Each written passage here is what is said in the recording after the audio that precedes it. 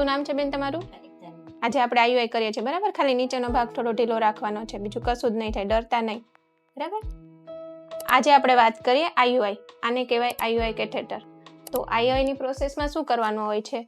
હસબન્ડને sterile કન્ટેનરમાં semen collect કરવાનું કહેવામાં આવે છે અને પેશન્ટને માસિકના બીજા દિવસથી બીજ બનવા માટેની દવા આપવામાં આવે છે.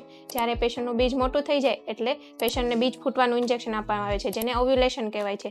જ્યારે ઓવ્યુલેશન થાય ત્યારે પેશન્ટના હસબન્ડનું સિમેન કલેક્ટ કરીને આ આઈયુઆઈ કેથેટરની મદદથી પછી અહીંયા ગર્ભાશયમાં મૂકવામાં આવે છે. આ આઈયુઆઈ સેમ્પલ રેડી થયું, આ એ છે, એને આપણે આઈયુઆઈ કેથેટરમાં ભરીશું. હવે આપણે આ આઈયુઆઈ કેથેટરમાં ભરેલા સેમ્પલને ગર્ભાશયમાં મૂકીએ છીએ. પેશન્ટ બેન ઢીલું રાખજો, બસ ઢીલું.